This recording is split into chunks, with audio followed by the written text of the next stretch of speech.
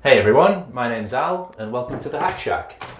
Now, I know what you're thinking. You're not going to get much stuff made in there, and I think you're right. So let's get started. Whoa, let's stop it there. So right out of the gates, that is a straight up safety fail. I mean, I've not got any eye protection on, I'm not wearing any hearing protection. Look at the way I'm standing. I mean, even the way I'm holding the sledgehammer is wrong. So I promise it does get better.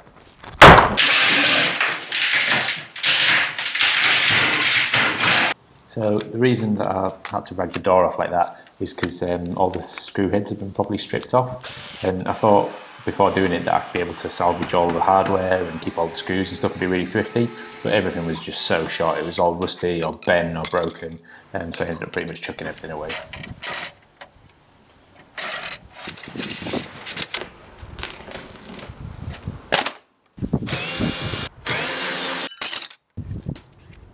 Yes, clawed back some of the safety points.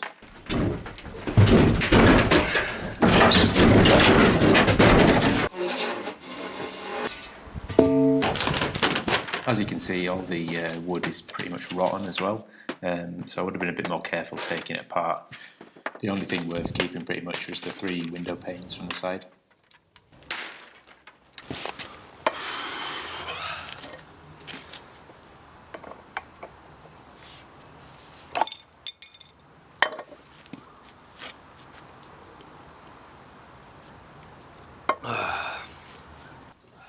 The entire base of the old shed, the runners and everything, had pretty much rotted down to like compost, so it was a case of just clearing that up. Remember folks, always bend with your back, and it's just a case of filling up the road slayer and taking everything off to recycling.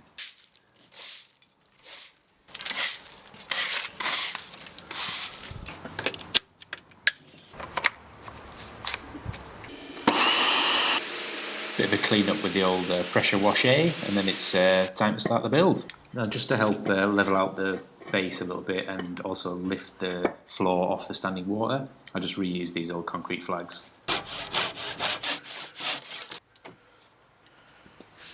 The floor is a pretty simple frame construction. It's a 3x4s all the way around, and then it's 2x4 struts in between. It's all pressure treated timber because it's going to be in contact with the ground, and I'd drawn it all out in Illustrator previously, so I kind of knew all the lengths I needed to cut, made it pretty easy.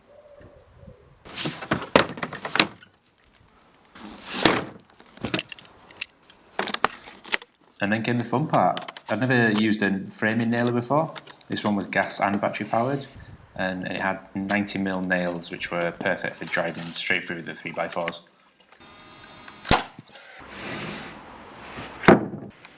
After checking for square, I also found it pretty handy to use the sheet goods to also help it pull into square, because obviously they've got square edges, so if you line them up on the 90, it really helped tie it all in. The circular saw came in super handy here for breaking down the OSB. I was clamped on a board there just to use as a straight edge. Building the walls was pretty much the same procedure as the floor. This is the long back wall, it was the easiest one. It's got the studs at 16 on centres and 2 nails into each one just to prevent twisting. And then it was a case of putting an OSB skin on it, and it really stiffens up the wall straight away. You'll notice on the left there's a 12cm overhang, and this is to help tie the wall to the floor, and it really also helped it hold it up when I was lifting it up, which I didn't get on film, but basically I lifted it up on my own from where you see it now, and as you rotate it through the 90 degrees, the lip kind of guides it perfectly into place. Next up was the back wall. It's pretty much the same as what we've just done, it's a shorter version. The only difference is that the OSB sheets extend up to form the shape of the roof. Now this wall sits inside the 2 side walls, so it's actually 4 inches shorter on either side. You can see the lip of the OSB to the left there. Next up was the slightly more complicated front wall, as this had the 3 window sections in. They needed supporting underneath, but also with the lintels above. We still had to ensure that there was 16s on centre, so this actually meant there was quite a few extra timbers, and this wall was super heavy. Well, it was for one person to lift anyway. So while we sit here and imagine me trying to lift that wall, I just want to talk about the cost of the Hack Shack.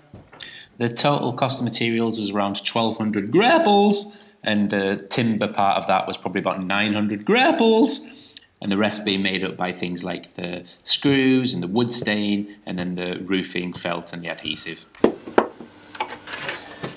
Now that third wall was up, it's really important to get it straight. So I use the brace here to hold it on as I get it plumb with the level. And here you just see me removing the supports that I used to help lift up that wall. Now the final front wall is the one with the door, and this is really complicated, so I kept having to refer to a printout of the plans that I had and making sure that every measurement was spot on. I mean, even though the actual wall itself was square there, I must have screwed up somewhere, because overall, like the whole build, I ended up being about 5mm out. It's like a 1/4 inch, which doesn't sound too bad on a build this size, but I think it could have been a little bit more accurate. After the British weather finally gave me a break, I was able to put up the final wall. This was also the lightest one, so it was the easiest one to do, and that's because I couldn't skin it until it was on the outside, because like the other wall, it was 4 inches wider on each side. So with a bit of persuasion, it slotted in really nicely into place. And then once it was in, I was really happy to see that it turned out plumb as well. Oh yeah! Once all 4 walls were tied together, this thing just became like instantly rock solid. It was really strong.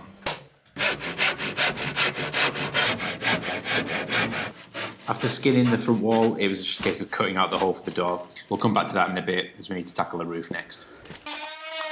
Just cutting out these notches for the main beam. The sheets aren't actually going to support any of the weight of the beam, this is just more for guidance.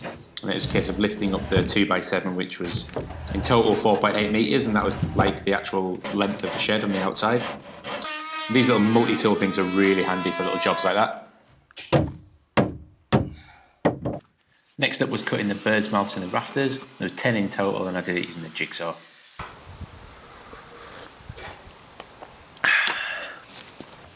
Quick cupper, and then it was time to lay the boards for the roof. There's 4 on each side, and now I actually came back and added some more support into the rafters, which you'll see later on the inside, as it turned out that 1 rafter space per board just wasn't quite enough.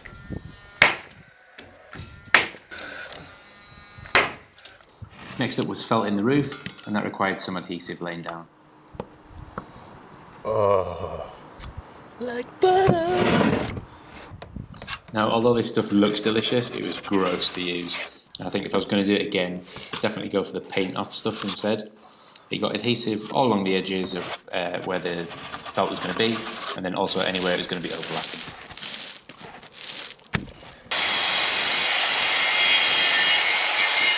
Once the roof was felted, the fascia boards could go on, and these just needed treating first, so they were just regular 2x6s. For some extra protection from the damp just before the membrane goes on, I just painted a strip of waterproofing all the way along around the bottom of the shed.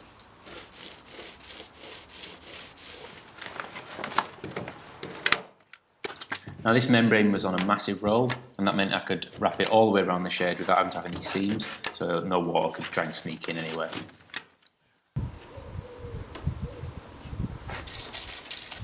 And the last thing structurally to do is the door. So I've shimmed underneath 18mm, so when it's finished there'll actually be a 9mm gap all the way around. So you can see right now it's airtight, but basically it'll move freely once it's hung. I've never made or even hung a door before. I don't know if any of you guys have, but this was a really fun thing to do.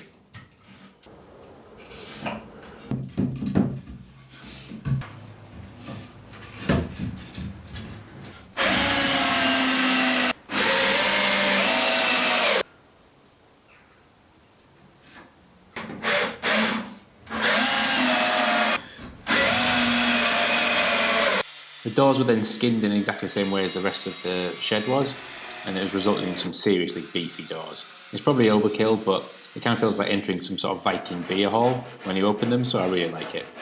They were hung on 3 of these gate hinges on each side, and then locks were fitted before the cladding was put on. However, the awesome lock that I bought was a little too much girth for the hasp, so I had to resort to a regular padlock for now.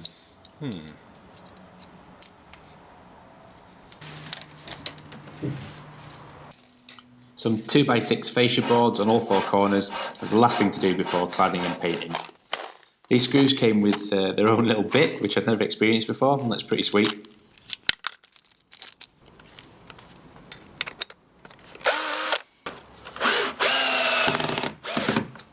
and then the last bit of membrane on the front had to go on.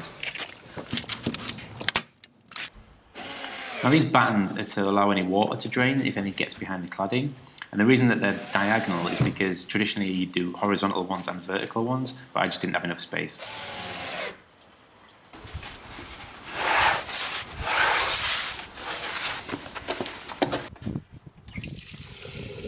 Remember to hydrate, folks.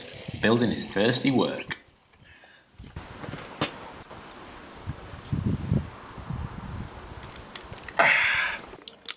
This is the stain for the exterior timbers.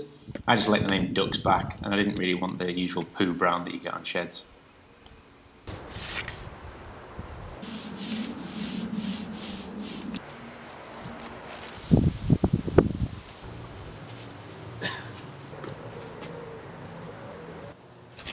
And finally, it's time for the cladding. This could have been done with a nail gun, but the feather edge was quite thin and has a tendency to split, so I opted for screws instead. Plus, replacing any damaged boards might be easier as well if I can unscrew them.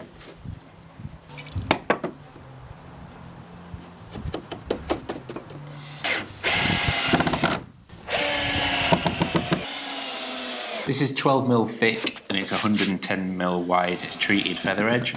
I would have preferred something slightly wider in terms of the boards, but it actually turned out kind of nice looking, so I don't mind.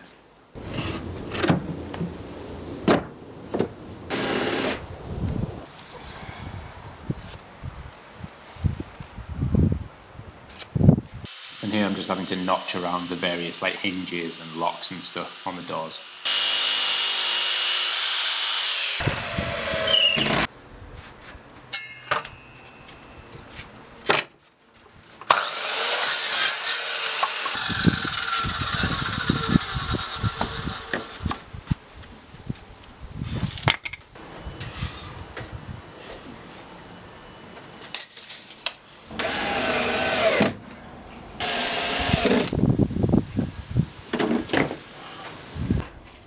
Well guys, there you go. The Hack Shack is now complete, pretty much.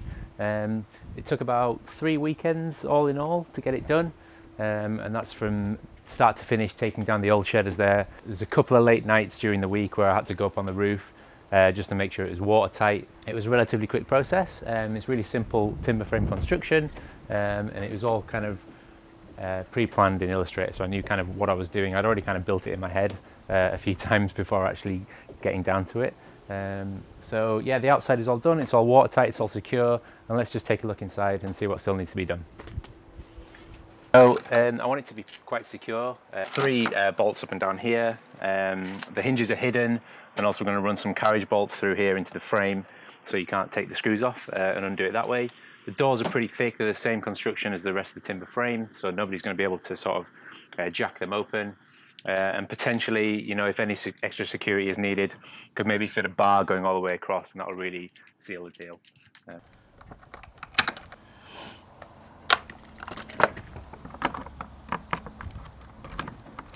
There's also a little lock in here, but it's not for security really. You could just rip it open, but it's more just to keep the door shut. So here we go. All in all, the interior space is about 8 feet by about 14 feet. I was limited by kind of the footprint that I was allowed without getting planning permission. Same with the height as well. So there's in the UK, the rules are that if it's within a certain distance from the house and within a certain distance from the boundary of the neighbouring property, it's allowed to be 2.5 metres high, and that's total exterior. So that kind of limited basically the height of the interior, but also the height of the lintel and the door frame. I wanted it to be high enough that I could get through. I'm just 6 foot, so it's just good enough here as well. Same for the supporting beams in the central roof truss. I didn't want to have to duck everywhere I go. It's just high enough when I get into the walls at the side that I'm not banging my head as well when I have to dig down, and that meant I could get a decent enough pitch on the roof in order to allow water to run off. Still need to do some insulation for soundproofing, but also as well as weatherproofing, and work out what to sort of skin the inside walls with. I think something really cheap and simple and thin, doesn't need to be structural because I've really gone overboard, I think, with the 2x4 construction. But something that I can go and use for storage solutions, maybe think about it You know, is it pegboard all the way around? I'm going to have to do a bit of research and find out what's going to be really helpful for me. If any of you guys have any tips, please let me know. Flooring is the last thing I need to do, and that's just a case of sealing in the OSB with some primer, and then I've got some garage floor paint, which I'm going to do a couple of coats on top. Now, it's not the final flooring that I'm going to have in here, but it's just kind of a stopgap for now, because the naked OSB gets really rough, it gets really dusty. And then eventually I think I might put in some floor tiles. A lot of guys have said that that's what they do in their shop. It's really good for comfort, really easy to clean as well. And I don't want to go overboard. I don't want to start putting in floorboards or anything like that. It's going to get too expensive. So I think the floor tiles, the interlocking ones, is a really good solution for that. Obviously there's no tools in here yet. It's not a fully functioning workshop yet. Table saw is the only thing that we've got in at the minute. This little bad boy pretty much built the whole workshop with it.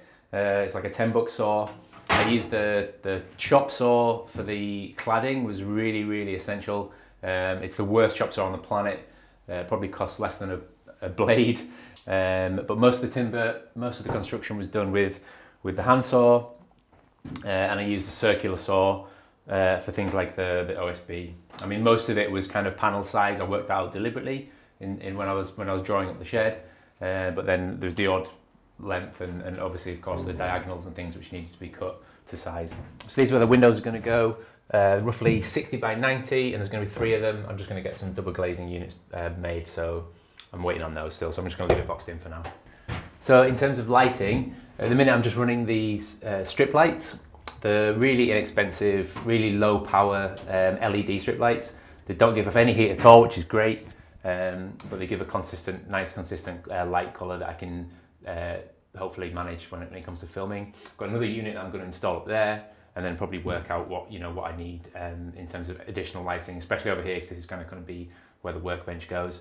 At the minute, it's just running off an extension lead from the house, but obviously I'm going to get it properly wired in. I'm going to do all that before I insulate any of the walls, and hopefully run a separate sub panel from the house to the shed, and then I can have the panel in here, so I'm not having to worry about power from the house like that.